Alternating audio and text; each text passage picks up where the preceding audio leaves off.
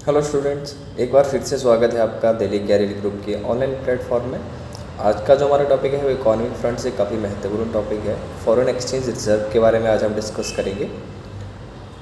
तो रिसेंटली एक न्यूज़ आई थी कि भारत के जो फॉरेक्स रिजर्व जो हैं वो लगातार चौथे हफ्ते डिक्लाइन होते जा रहे हैं, कम होते जा रहे हैं। और प्रेजेंटली जो सिचुएशन है वो ऐसी है कि भारत के फॉरेक्स रिजर्व 561 बिलियन के अराउंड पहुंच चुके हैं।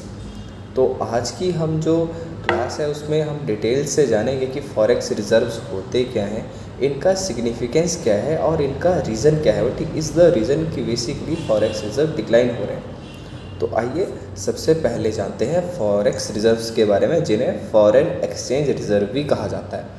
तो बेसिकली हिंदी में फॉरेन एक्सचेंज रिजर्व का मतलब है विदेशी मुद्रा भंडार। तो ये एक ऐसी करेंसी है, ठीक है, कि दूसरे देशों की करेंसी का ये एक भंडार है जो कि भारत के रिज़र्व बैंक ऑफ इंडिया के पास जमा रहता है। एंड बेसिकली ये जो फॉरेन एक्सचेंज रिजर्व है, ये रिज़र्व बैंक जो है वो डॉलर्स की टर्म में इसे क्लासीफाई करता है। फॉरेन एक्सचेंज रिजर्व में किसी दूसरे देश के बॉन्ड्स भी हो सकते हैं, ट्रेजरी बिल्स भी हो सकते हैं, गवर्नमेंट सिक्योरिटीज़ भी हो सकती हैं, जिन्हें आरबीआई के द्वारा परचेज़ किया जाता है। तो भारत का जो फॉरेक्स रिजर्व्स है या फॉरेन एक्सचेंज रिजर्व है, उसके चार मेन कंपोनेंट्स रहते हैं। पहला है फॉरेन करेंसी एसेट्स, दूसरा है गोल्ड रिजर्व्स, तीसरा है स्पेशल ड्राइंग राइट्स एंड चौथा है reserve position.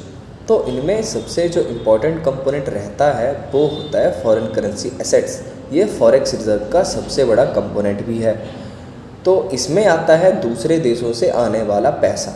For example America से डॉलर आएगा, यूरोपियन कंट्रीज़ से यूरो आएगा, एंड ऐसे ही यूके से पाउंड एंड अलग अलग देशों की कंट्रीज़ के जो भी वहाँ की कैश रहते हैं, वहाँ की करेंसीज रहती हैं, रूबल, दिरहम एक्सेट्रा हो गया, वो सारे इसमें जमा की जाती हैं। तो जब ये सब जमा की जाती हैं तब मिला के पता चलता है कि तो इन सभी में सबसे जो इम्पोर्टेंट कंपोनेंट रहता है वो होता है फॉरेन करेंसी एसेट्स। ये फॉरेक्स रिजर्व का सबसे बड़ा कंपोनेंट भी है। इसमें आता है दूसरे देशों से आने वाला पैसा, जैसे कि अमेरिका से डॉलर आएगा, यूरोपियन कंट्रीज से यूरो आएगा, यूके से पाउंड आएगा। इसी तरह अलग अलग देशों की कंट्रीज़ जैसे दिरहम हो गया, रूबल हो गया। तो फाइनली जब इन सभी करेंसीज को असेम्बलेट किया जाता है, इकट्ठा किया जाता है, तब पता चलता है कि फॉरेन करेंसी है कितनी। बेसिकली फॉरेन करेंसी एसेट्स जो होते हैं वो दो टाइप के रहते हैं। पहला कैश की फॉर्म में, एंड दूसरा भारत सरकार के द्वारा, that is reserve bank of India के द्वारा जो विदेशी देशों के ट्रेजरी बिल्स हो गए, बॉन्ड्स हो गए या गवर्नमेंट सिक्योरिटीज़ परचेज की जाती हैं उन्हीं के द्वारा। And mostly foreign currency asset को भी डॉलर में ही एक्सप्रेस किया जाता है। तो अब इसमें ये बात आती है कि फॉरेन करेंसी एसेट में ये डॉलर आते कहाँ से, where does dollar comes from. तो ये पैसा आता है जो बाहर की कंपनीज भारत में निवेश करती हैं, इन्वेस्ट करती हैं, जिसे एफडीआई भी कहा जाता है, फॉरेन डायरेक्ट इन्वेस्टमेंट भी कहा जाता है।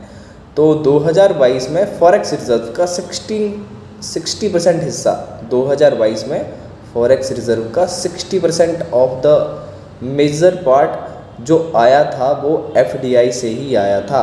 एंड दूसरा मेन कंपोनेंट जो फॉरेन करेंसी एसेट में रहता है, जैसे भारत के बहुत सारे जो लोग हैं वो फॉरेन कंट्रीज़ में जाते हैं, तो वहाँ पे वो पैसा कमाते हैं, तो अल्टीमेटली वो पैसा वो अपने घर वालों को वापस भी भेजते हैं। तो जो पैसा वो घर वालों को वापस भेजा जाता है उसे हम कहते हैं रेमिटेंस। ये भी अल्टीमेटली फॉरेन करेंसी एसेट में ही आता है। फॉरेक्स रिजर्व का दूसरा मेजर पार्ट है गोल्ड रिजर्व, ठीक है, दैट इज़ सोना जो हमारे देश में रिजर्व की तौर पे रखा गया है। अब इसमें गोल्ड को भी इंक्लूड किया जाता है। इसके पीछे काफ़ी एक इंटरेस्टिंग स्टोरी है। अब जो दूसरा मेन कंपोनेंट है फॉरेन एक्सचेंज रिजर्व का वो है गोल्ड रिजर्व, दैट इज़ सोना जो कि भारत में रिजर्व के तौर पे या आरबीआई ने गिरवी रखा हुआ है। अब इसके पीछे भी एक इंटरेस्टिंग स्टोरी है कि 1990 इसके पीछे भी एक इंटरेस्टिंग स्टोरी है कि 1990s के दशक में जब भारत की आर्थिक स्थिति ठीक नहीं थी, भारत में बैलेंस ऑफ पेमेंट क्राइसिस चला हुआ था, तो भारत के फॉरेक्स रिजर्व बिल्कुल ही कम थे, बिल्कुल ख़त्म होने की कगार पे आ गए थे। जैसे कि आज पाकिस्तान की सिचुएशन है, ऑलमोस्ट वैसी की वैसी सिचुएशन बन गई थी। तो भारत सरकार ने अपना जो सोना था, अपना जो गोल्ड था, वो गिरवी रखा हुआ था, बिकॉज गोल्ड जो है वो एक इंटरनेशनल करेंसी है, वो दुनिया में कहीं भी और कभी भी ट्रेड की जा सकती है। तीसरा जो कंपोनेंट है, ठीक है, उसे कहा जाता है स्पेशल ड्राइंग राइट्स। अब ये बेसिकली एक ऐसा कंपोनेंट है जो भारत सरकार उधार लेती है IMF से, इंटरनेशनल मॉनेटरी फंड से, जिसकी स्थापना 1969 में हुई थी। एंड इसी के रिगार्डिंग ही जो चौथा कंपोनेंट है, that is reserve position in the international monetary fund. अब हम तीसरे और चौथे कंपोनेंट को एक साथ ही डिस्कस करेंगे। तो लेट अस सपोज कि भारत सरकार ने कोविड-19 के दौरान इंटरनेशनल मॉनेटरी फंड से लोन लिया था 1 करोड़ रुपए का। तो इसमें से 25 लाख जो थे वो IMF ने तुरंत दे दिए क्योंकि तत्कालीन ज़रूरत थी। अब उन्होंने दोबारा ज़रूरत पड़ी तो 25 लाख और दे दिए, ठीक है। तो इसमें से जो 25 लाख जो है जो उसने तुरंत दे दिए थे उसे कहते हैं स्पेशल ड्राइंग राइट्स, एंड बाकी के जो बच गए 50 लाख उसे कहते हैं reserve position with international monetary funds. तो इसी तरह इन 4 चीज़ों को मिला के बनता है हमारा फॉरेन एक्सचेंज रिजर्व्स। तो आइए अब बात करते हैं कि फॉरेक्स रिजर्व्स की सिग्निफिकेंस क्या है, इनका महत्व क्या है। तो पहला जो मेजर महत्व है कि विदेशी मुद्रा भंडार से ही भारत के बाहरी तथा आंतरिक वित्तीय जो मुद्दे हैं उनकी प्रबंधन में, उनकी मैनेजमेंट में भारत सरकार एवं RBI जो है, ठीक है, ये एक बेहतर स्थिति प्रदान करता है फॉरेक्स रिजर्व इन दोनों को। दूसरा मेन सिग्निफिकेंस आ जाता है कि जैसे ही बैलेंस ऑफ पेमेंट क्राइसिस होंगे इन केस, तो उस स्थिति से निपटने में भी फॉरेक्स रिजर्व जो है वो काम में आते हैं। थर्ड वन इज़ कि जितना ही ज़्यादा फॉरेक्स रिजर्व होगा डॉलर के मुकाबले रुपया उतना ही ज़्यादा स्ट्रॉन्ग होगा, उतना ही ज़्यादा मजबूत होगा। And the fourth and measure the significance और महत्व जो है वो ये है कि बेसिकली भारत में इन्वेस्ट वो ही करेगा जिसे ये लगेगा कि भारत में इन्वेस्टमेंट करने की अपॉर्चुनिटीज उपलब्ध है भी। तो इन्वेस्टर्स में फॉरेक्स रिजर्व बेसिकली यह विश्वास प्रदान करता है कि भारत एक ऐसा देश है जो अपने बाहरी दायित्वों को एटलीस्ट पूरा तो कर रहा है या नहीं। सो आइए अब जानते हैं reasons Y forex reserve declining की। फॉरेक्स रिजर्व डिक्लाइन क्यों हो रहा है। पहला मेन जो पॉइंट है वो ये है कि गोल्ड के जो प्राइजेज़ हैं, सोने के जो प्राइजेज़ हैं वो वोलेटाइल रहते हैं, वो फ्लक्चुएट होते रहते हैं इंटरनेशनल मार्केट में।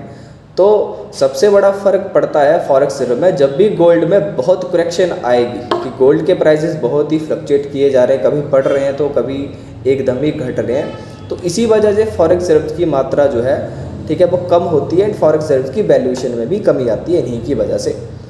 दूसरा मेन पॉइंट है कि भारत जो है वो एक नेट इंपोर्टर है, कि इंडिया लार्ज क्वांटिटी में दूसरे देशों से इंपोर्ट करता है, आयात करता है।